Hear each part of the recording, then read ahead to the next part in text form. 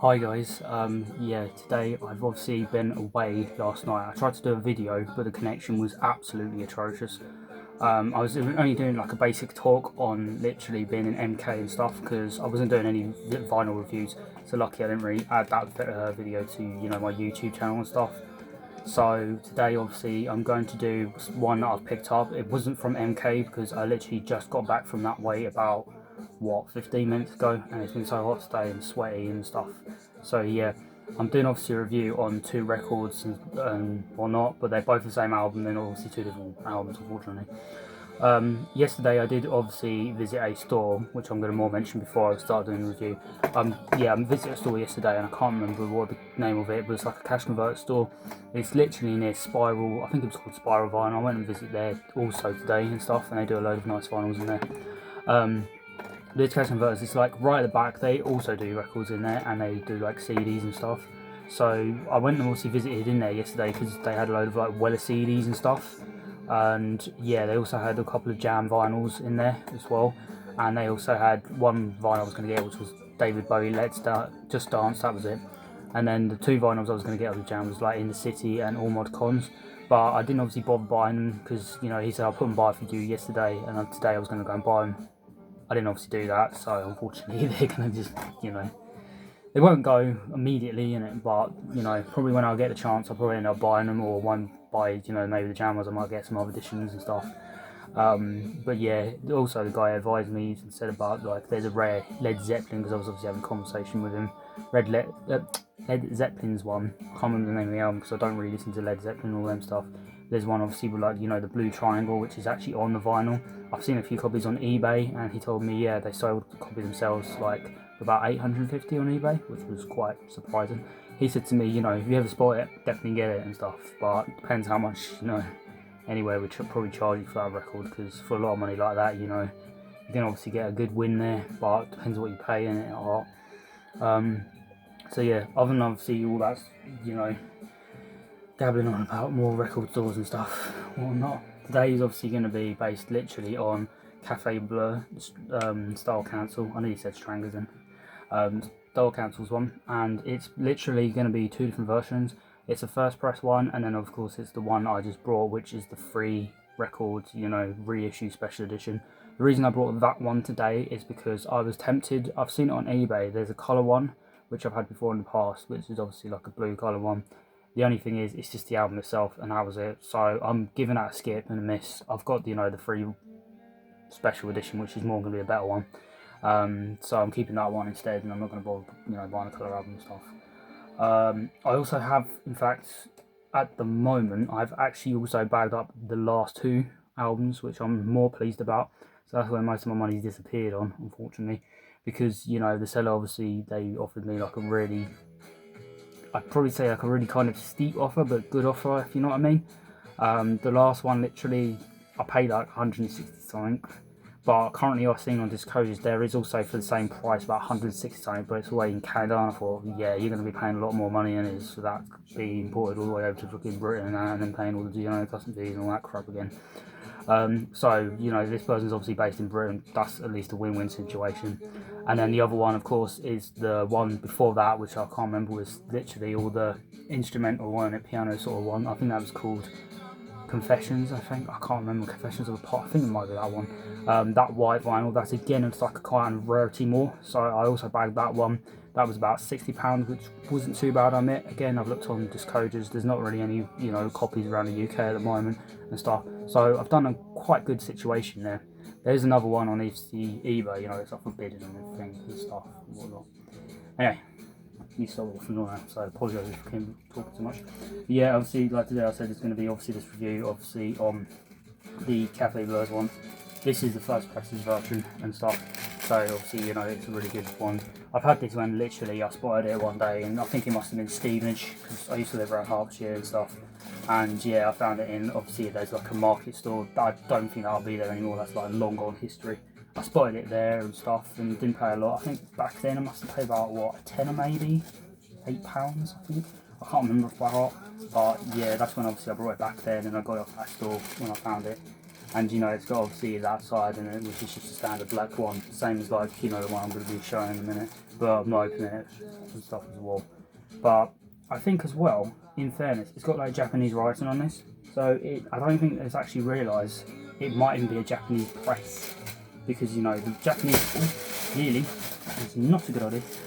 It's got Japanese writing in it, so it might actually be a Japanese press instead, which is actually quite cool.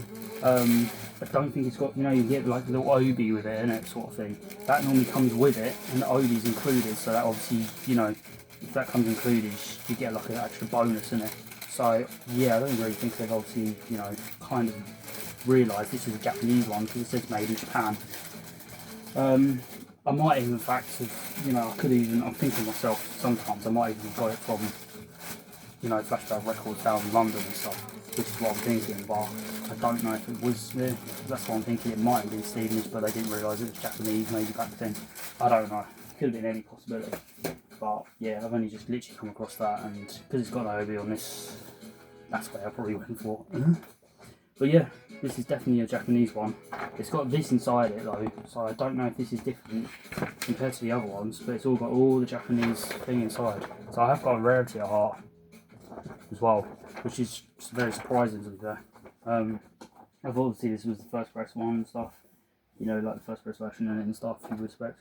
But because it hasn't got that obi and the obi's missing to it, then yeah, I must have just realised it's obviously the Japanese one, which is much better.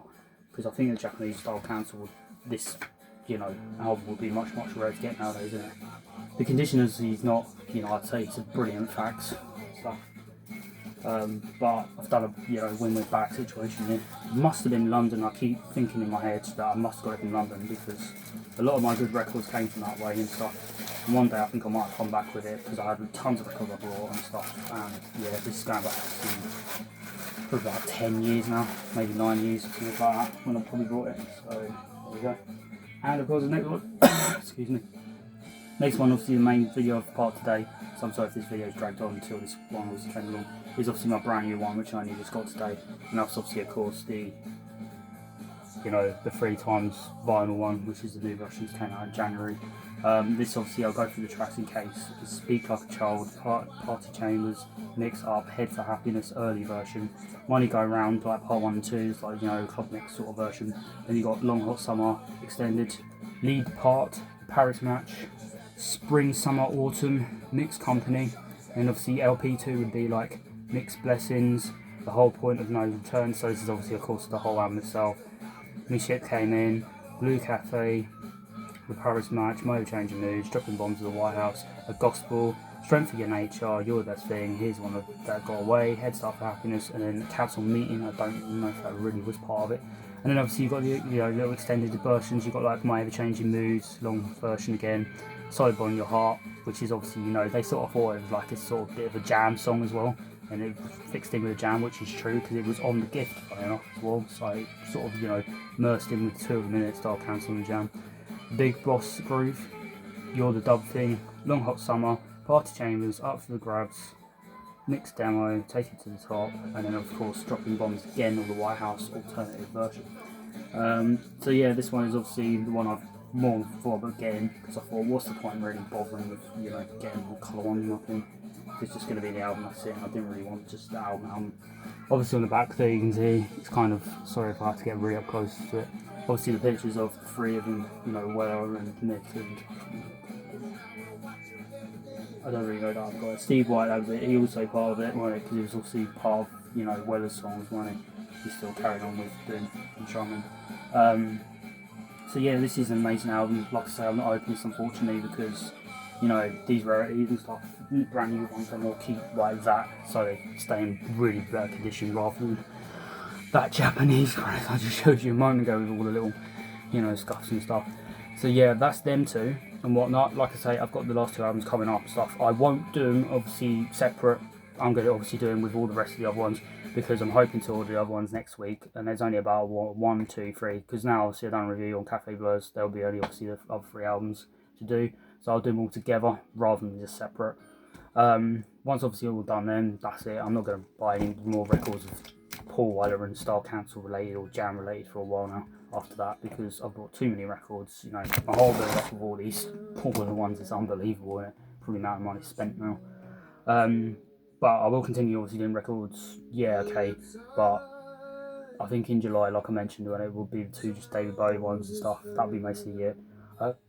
Excuse me. Obviously, when I go to, you know, Stoke-on-Trent, I might end up seeing some stuff and that. If I do, I'll probably obviously, you know, might get them, things like that. Depends what I see. Might be CDs more, but yeah, I'm just trying to go a bit more easier now because of too much records I'm buying at the moment. It's just taking up room and money and everything all at the same time. So, oops.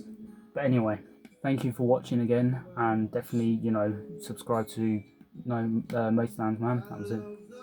Like and follow, and like I say, I always do my videos and stuff on, you know, different related Paul Weller. I did obviously the other day, didn't I? The Stranglers, all them lot. I've got way much more vinyl still sitting inside my storage little cupboard thing there, but I've got to move my chair and everything because I can even do them. There's other ones there like the Vapors, if you've ever heard of them. I've got literally the Vapors albums, which is amazing. The only one, unfortunately, that I can't find at the moment, because it's at my parents somewhere and I don't know where that's disappeared to and I'm not happy about it, is obviously Together's one. So if you're obviously a Vapors fan, you'll know what I'm talking about. That was their third album they released in 2020, and that one obviously was signed and everything, and that was the album I wanted to keep definite, because nowadays it's quite hard to even get Together's one. So yeah, that one I'm trying to, you know, hopefully get back, but I'll do them 3, obviously I've got the other ones in a separate review as well, and like I say, I've still got all the other lot, Nicki Minaj's sort of albums and all them sort of things, so it's all different, you know, taste and vibe and whatnot. Sorry if you keep hearing Paul Weller in the background, because I'm currently playing Studio 150, you can tell on CD, so if you've been hearing that the most, at least that's, you know, a little bit of enjoyable background noise, if you know what I mean, at some time. But yeah, thank you again for watching, and sorry for blabbering on so much and stuff, but yeah, like and subscribe, cheers.